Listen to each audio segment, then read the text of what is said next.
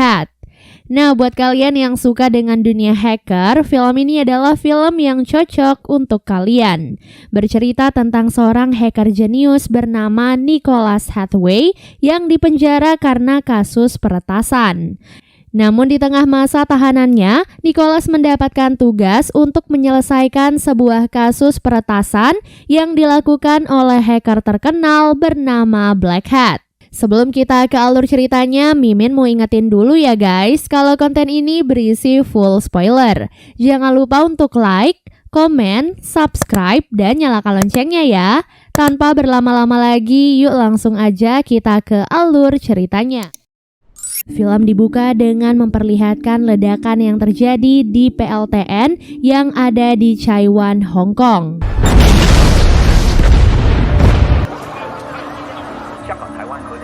Ledakan itu diduga akibat campur tangan seorang hacker yang telah meretas sistem di dalam pembangkit nuklir.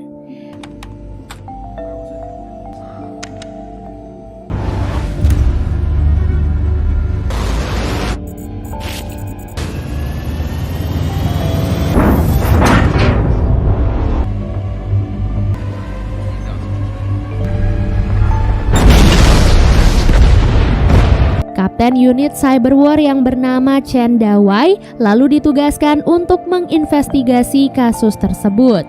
Untuk saat ini pihak militer belum bisa menentukan apa motif dari si pelaku, namun mereka akan tetap berusaha untuk menangkapnya.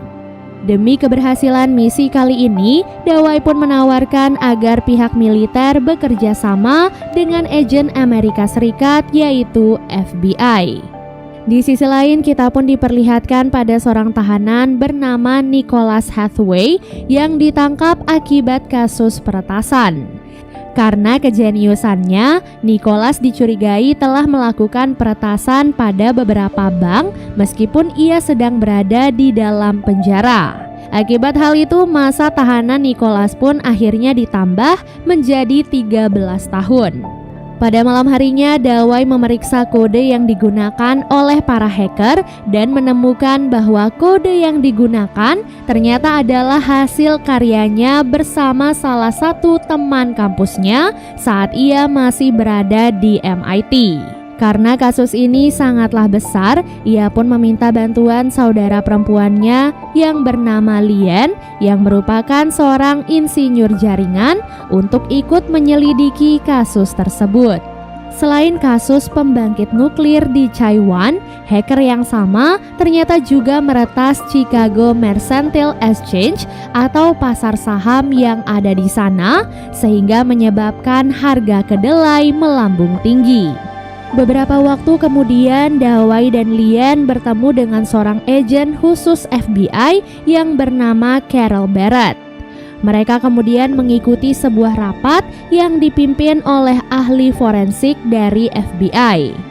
Setelah dianalisa, kode yang digunakan oleh si hacker dalam pasar saham ternyata sama dengan kode yang ada di pembangkit nuklir. So, dapat disimpulkan kalau kedua kasus ini dilakukan oleh orang yang sama.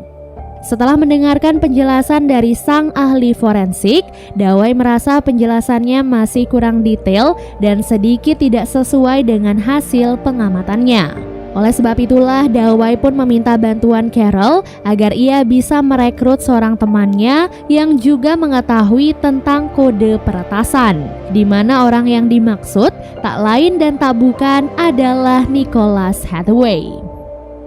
Keesokan harinya, seorang agen dari FBI datang menemui Nicholas di penjara. Ia mengatakan maksud dan tujuannya untuk merekrut Nicholas ke dalam tim investigasi kasus peretasan.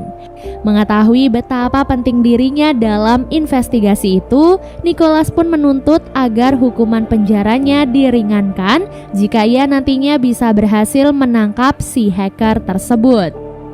Singkat cerita, Nicholas pun akhirnya bertemu dengan teman lamanya yaitu Dawei dan memulai proses investigasi. Mereka semua pun sampai di sebuah data center. Di sana, Nicholas mulai menganalisa kode virus yang digunakan oleh para hacker untuk meledakkan pembangkit nuklir dan memanipulasi pasar saham. Seorang kepala pengawas bernama Jeff meyakinkan kalau tidak mungkin ada orang yang telah meretas data center karena keamanannya menggunakan kata sandi dan juga sidik jarinya sendiri. Namun setelah ditanya lebih lanjut, Jeff kemudian teringat pada rekan kerjanya yang belum lama ini mengundurkan diri bernama Lozano. Setelah diselidiki, Lozano ternyata hanyalah nama samaran dan nama aslinya adalah Alonzo Reyes. Ia telah memanipulasi identitasnya agar ia mendapatkan akses ke data center. Tak disangka, Alonzo ternyata adalah bagian dari sebuah organisasi hacker yang disebut dengan nama Black Hat. Mengetahui hal itu, Nicholas dan Lian pun langsung menyelidiki Alonzo di kediamannya. Sayangnya saat itu Alonzo ditemukan sudah tidak bernyawa dengan indikasi terbunuh. Lian kemudian mencoba mencari informasi dari komputer Alonzo dan menemukan sebuah pesan yang menunjukkan kalau Alonzo memiliki janji dengan seseorang untuk bertemu di sebuah kafe. Pada malam harinya, Nicholas dan Lian pun pergi ke kafe yang dimaksud. Setelah menunggu cukup lama, Nicholas pun mulai menyelidiki sesuatu yang mencurigakan dari kafe tersebut.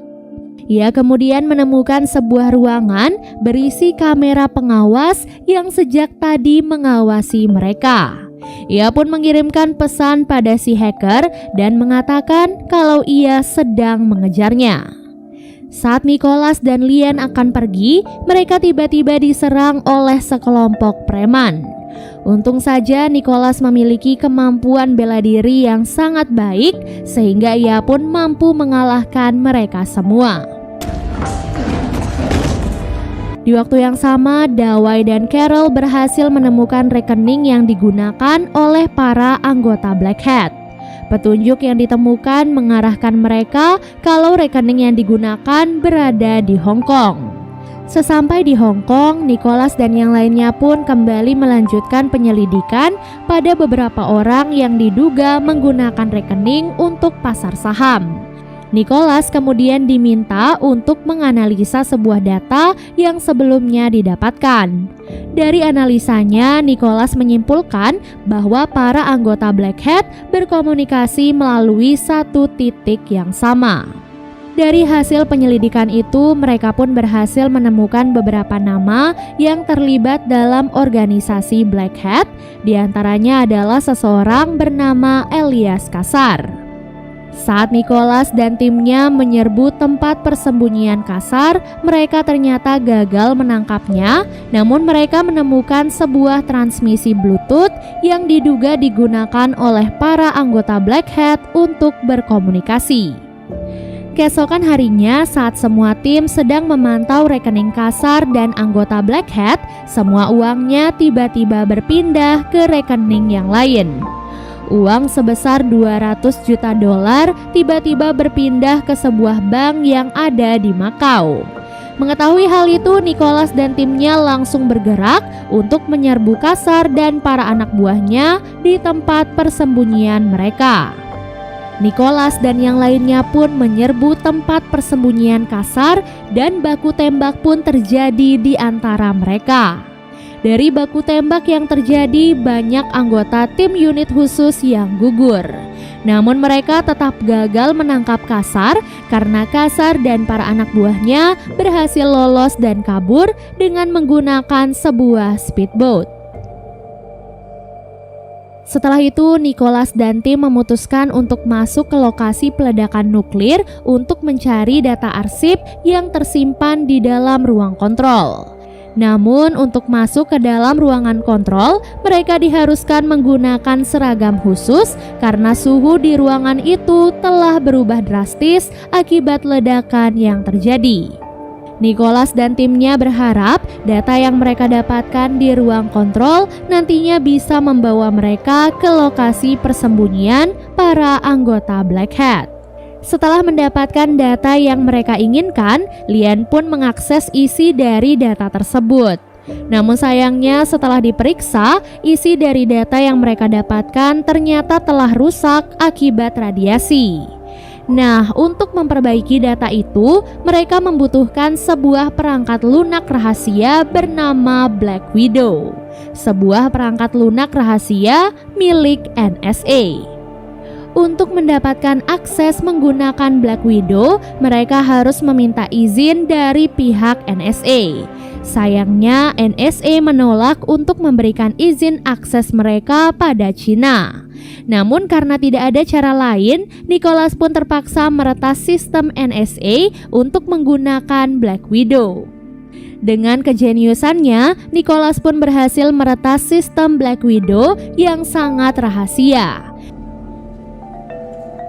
Downloaded the PDF. Got it.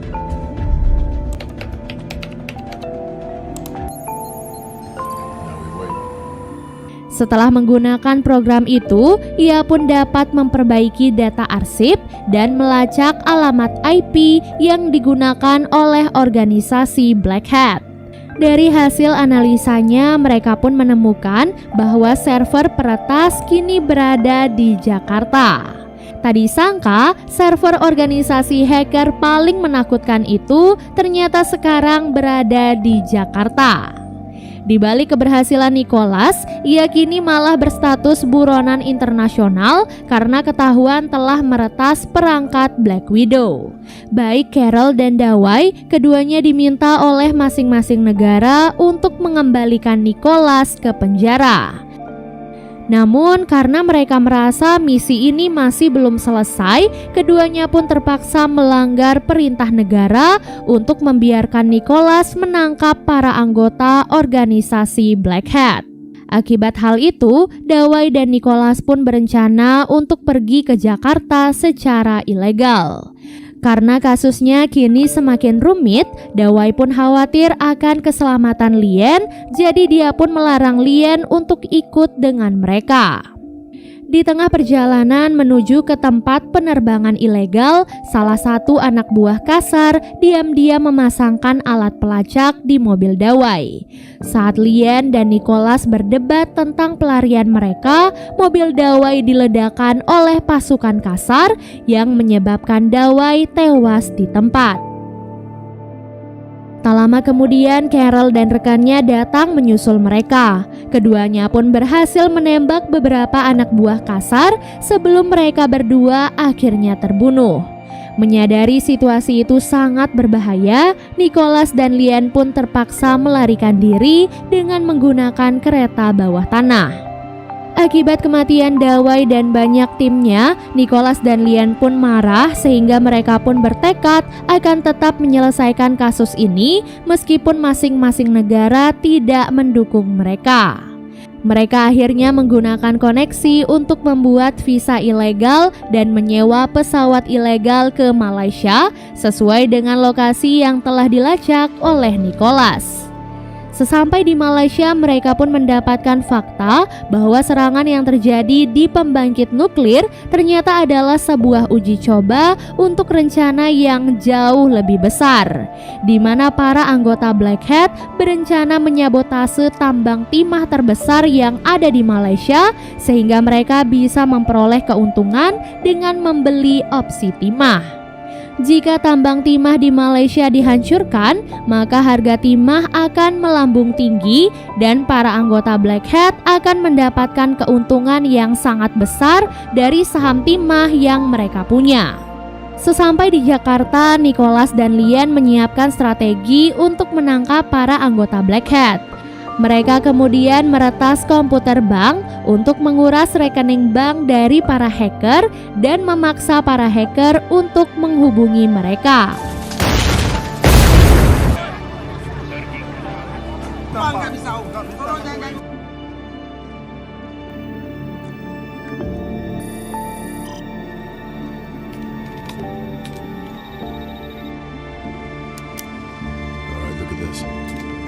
She's gonna flood 5 river valleys.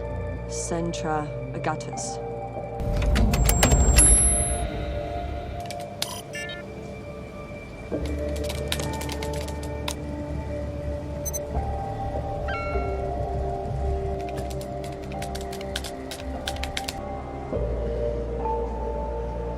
Setelah berhasil mengambil semua uang milik anggota Black Hat, Nicholas pun mendapatkan telepon dari pemimpin organisasi Black Hat yang bernama Sadak.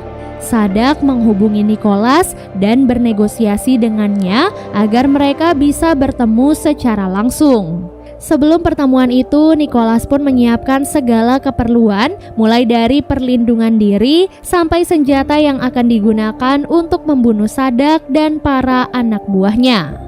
Sementara Nicholas menyiapkan senjata, Lian bertugas untuk menyiapkan obat-obatan agar nantinya jika sesuatu yang tidak diinginkan terjadi, maka ia bisa secepatnya menyelamatkan Nicholas. Singkat cerita, malam pertemuan pun akhirnya tiba dan mereka sepakat untuk bertemu di acara pagelaran seni yang diadakan di Monas.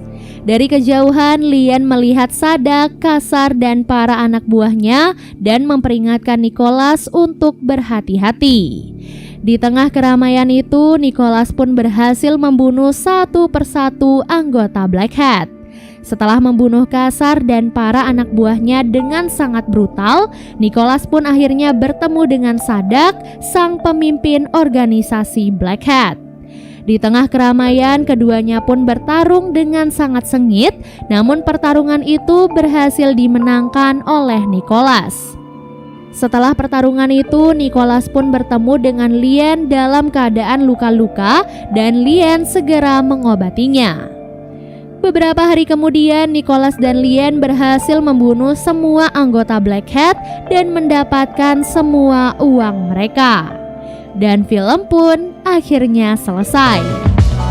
Semoga teman-teman mengerti dengan alur cerita kali ini dan sampai jumpa di alur cerita berikutnya.